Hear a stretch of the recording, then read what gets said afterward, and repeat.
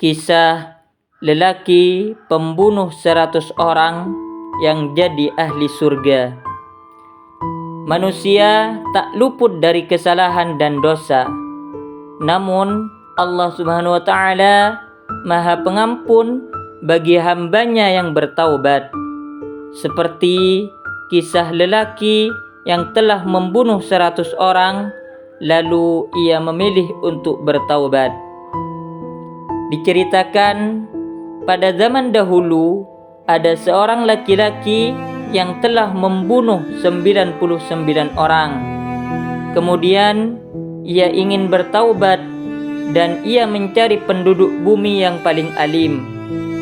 Singkat cerita, kemudian ia ditunjukkan kepada salah satu seorang rahib dari kalangan Bani Israel. Ia pun langsung mendatanginya. Kepada rahib, ia mengatakan bahwa telah membunuh 99 orang. Lalu ia bertanya, apakah taubat saya itu akan diterima?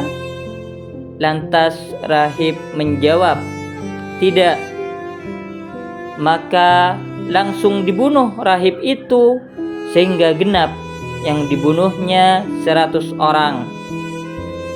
Kemudian lelaki itu kembali mencari penduduk bumi yang paling alim. Lalu ia ditunjukkan kepada seorang alim ulama.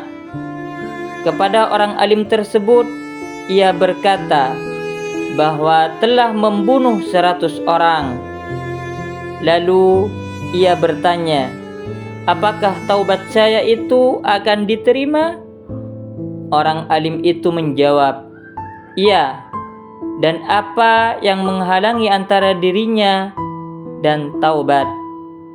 Alim ulama itu lalu menyuruhnya pergi ke suatu daerah yang terdapat banyak orang yang beribadah kepada Allah Subhanahu wa taala. Ia memerintahkan untuk beribadah bersama orang-orang itu dan melarangnya kembali ke daerah itu karena adalah lingkungan yang buruk. Maka berangkatlah ia ke daerah itu untuk beribadah. Tiba-tiba di tengah perjalanan ia mati. Maka bertengkarlah malaikat rahmat dengan malaikat azab untuk memperebutkan siapakah yang lebih berhak mengatasi nasib orang ini. Malaikat rahmat berkata, dia telah datang kepada kami untuk menghadap kepada Allah yang Maha Tinggi. Lalu malaikat azab berkata, dia tidak pernah berbuat kebaikan sama sekali. Akhirnya datanglah malaikat yang berwujud manusia menemui kedua malaikat itu. Lantas kedua malaikat itu mengangkatnya sebagai hakim.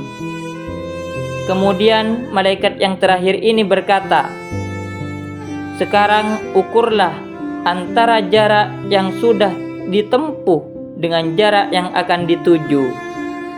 Mana di antara dua daerah itu yang lebih dekat?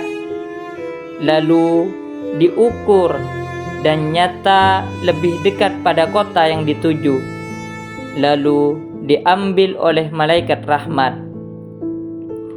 Dalam hadis lain diterangkan, ketika kedua malaikat itu sedang mengukur jarak, Allah memerintahkan kepada bumi yang berada di antara tempat itu dengan tempat yang dituju menjadi lebih dekat.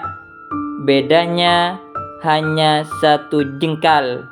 Hadis riwayat Bukhari dan Muslim, masing-masing dalam sahihnya. Allah Subhanahu wa taala Maha Penyayang dan menerima semua hambanya yang taubat dengan sungguh-sungguh. Dalam Al-Quran ada beberapa surat yang menjelaskan bahwa Allah Subhanahu wa taala Maha menerima taubat. Salah satunya termaktub dalam surat Al-Maidah ayat 39. A'udzu billahi minasyaitonir rajim. Bismillahirrahmanirrahim. فمن تاب من بعد ظلمه وأصلح فإن الله يتوب عليه إن الله غفور رحيم. Yang artinya, barang siapa yang bertaubat di antara pencuri-pencuri itu sesudah melakukan kejahatan itu dan memperbaiki diri, maka sesungguhnya Allah menerima taubatnya. Sesungguhnya Allah Maha Pengampun lagi Maha Penyayang. Rasulullah Shallallahu Alaihi Wasallam bersabda, sesungguhnya orang mukmin bila melakukan dosa di hatinya diberi bintik hitam. Bila bertaubat dan mau meninggalkannya dan minta ampun kepada Allah dan membaca istighfar, maka hatinya mengkilat lagi. Bila tidak bertaubat dan menambah dosanya, maka bertambah bintik hitamnya sehingga menutupi hatinya. Itulah yang diberi nama Ar-Ran, yang disebut oleh Allah dalam Al-Quran surah Al-Mutaffifin ayat 14. Kalla bal rana ala qulubihim ma kanu yaksibun. Yang artinya, sekali-kali tidak demikian. Sebenarnya apa yang selalu mereka usahakan itu menutupi hati mereka. Ali bin Abi Thalib berkata, sesungguhnya iman itu terlihat seperti sinar yang putih. Apabila seorang hamba melakukan kebaikan, maka sinar tersebut akan tumbuh dan bertambah sehingga hati berwarna putih. Sedangkan kemunafikan terlihat seperti titik hitam. Maka bila seorang melakukan perkara yang diharamkan, maka titik hitam itu akan tumbuh dan bertambah hingga hitamlah warna hati-hati.